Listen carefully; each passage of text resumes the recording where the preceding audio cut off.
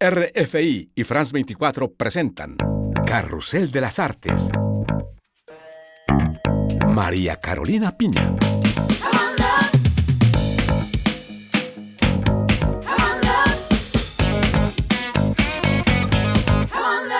El Festival de Cine de Cannes bajó el telón de su edición número 78. Durante 2 semanas esta pequeña ciudad a orillas del Mediterráneo se transformó en la capital del cine de autor y en una pasarela para conocidas estrellas internacionales. Así que en este último programa, en el corazón de la Croisette, les hablaremos de los principales premios del festival y tendremos también un invitado de lujo que hizo historia hace 25 años aquí en Cannes. Comenzamos ya en 3, 2, 1.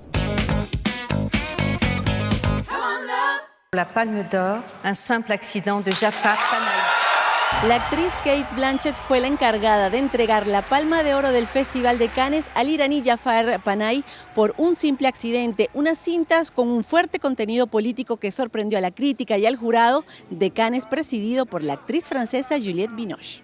Este cuento, filmado en la clandestinidad en Teherán, cuenta la historia de un hombre que se topa por casualidad con el que cree es su antiguo torturador, a quien decide secuestrar. Nace en él una profunda sed de venganza, pero como no está seguro del todo, prefiere buscar a otras personas torturadas por este antiguo agente de los servicios secretos iraníes. La victoria de Jafar Panahi en Cannes confirma la fuerza del nuevo cine iraní capaz de superar la censura y la opresión en la República Islámica. También confirma la tenacidad artística de Jafar Panahi, quien fue condenado en varias ocasiones a prisión por el régimen iraní y liberado en 2003 tras hacer una huelga de hambre en la cárcel.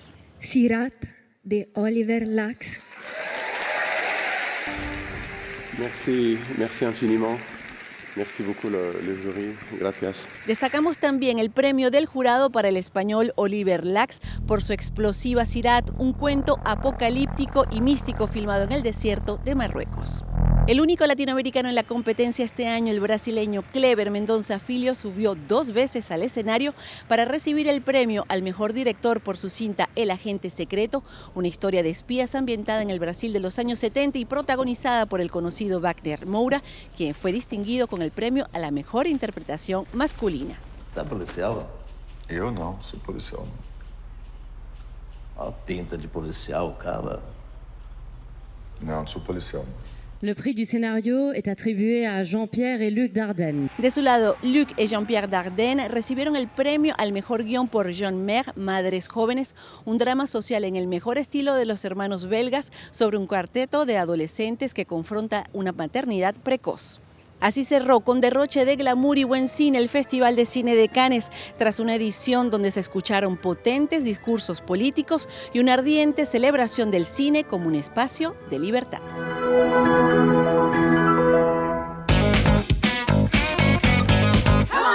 El Festival de Cine de Cannes celebró por todo lo alto los 25 años de una cinta que se convirtió con el tiempo en una película de culto. Se trata de Amores Perros, impresionante primera película del director mexicano Alejandro González Iñárritu, estrenada precisamente aquí en Cannes, y nosotros fuimos a su encuentro.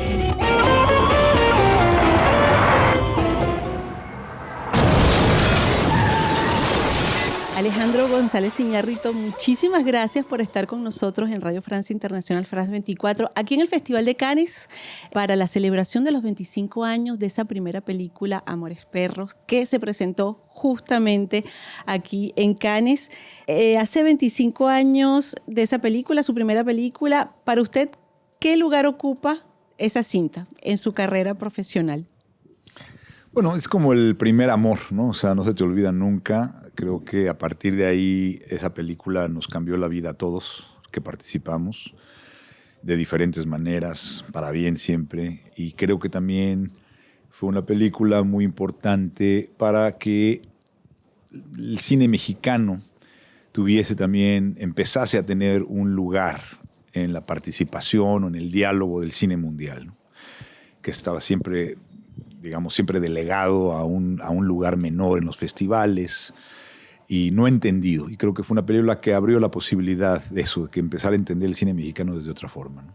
¿Y cómo se siente usted con este recordatorio, con esta celebración que le hace el Festival de Cannes en 2025? La película se mostró, se proyectó en 2000, con estos 25 años, con esta restauración además de la cinta. Bueno, me siento más viejo, por cierto, eso seguro. Todos.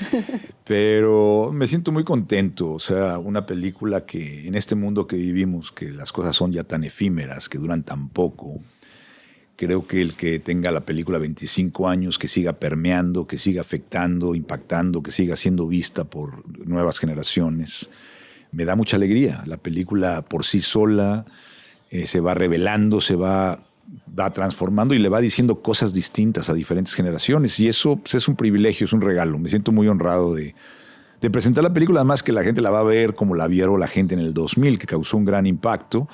Hicimos una corrección, hicimos una restauración, Rodrigo Prieto y yo, con Criterion, y la verdad es que se ve la película muy potente.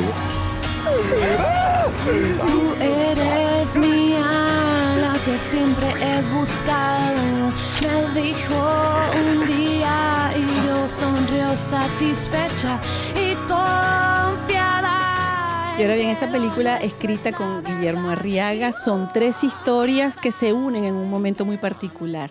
¿Usted se acuerda de ese entusiasmo justamente que generó esa película en ese momento, con esa temática tan particular que tiene? Sí, yo creo que Guillermo hizo un guión extraordinario. Creo que el impacto que tuvo fue muy fuerte porque es una película profundamente humana que captura de alguna forma la disparidad, las contradicciones de México como país.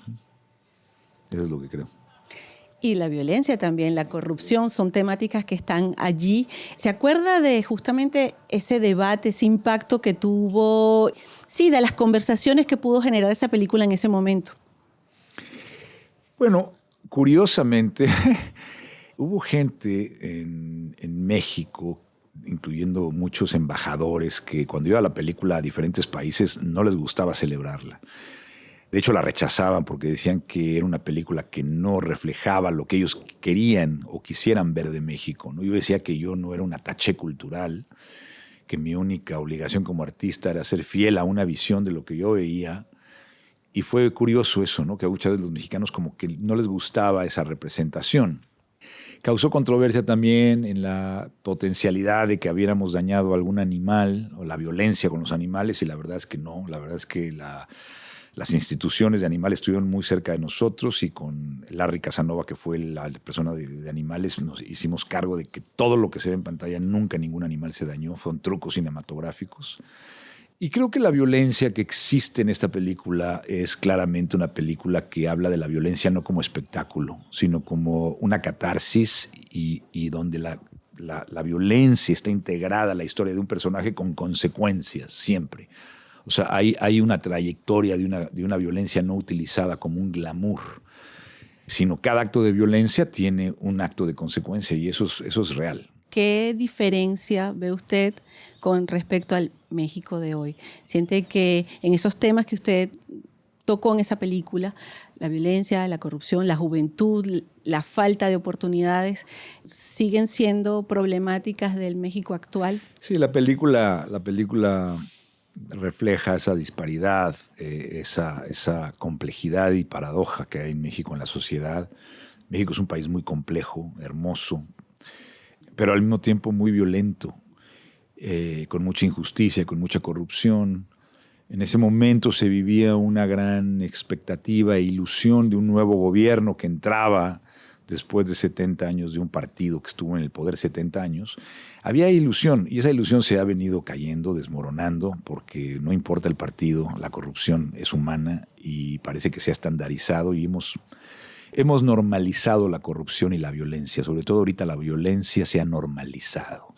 La presidencia pasada, el presidente no reconocía, parecía que era normal, ¿no? Y hablaba de puntos 3 que había bajado la violencia en el mes de febrero, pero cuando desaparecen 150,000 personas y no se tienen datos de ellas en un país, pues eso es una tragedia y es unos números de guerra civil. Pero cuando se normaliza, es la parte más terrorosa. Y creo que la diferencia del México de antes ahora es eso, que se ha normalizado, ya es parte, la violencia de México es tremenda, ¿no? Y el gobierno del país vecino sigue con esa política, o por lo menos la ha puesto otra vez en la mesa. ¿Cómo se siente usted con respecto a esa relación rota y que se está rompiendo aún más con el nuevo gobierno estadounidense?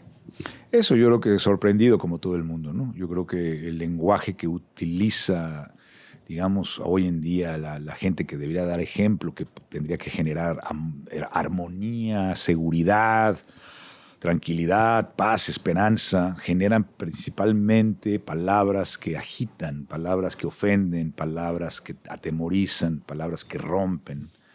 Entonces el lenguaje se ha convertido en el enemigo, porque el lenguaje finalmente es percepción y ahora la percepción parece contar más que la realidad. Entonces somos incapaces de ver la realidad por la agitación emocional que existe a través de las palabras mal utilizadas. Y eso es algo que pues está causando problemas terribles, ¿no?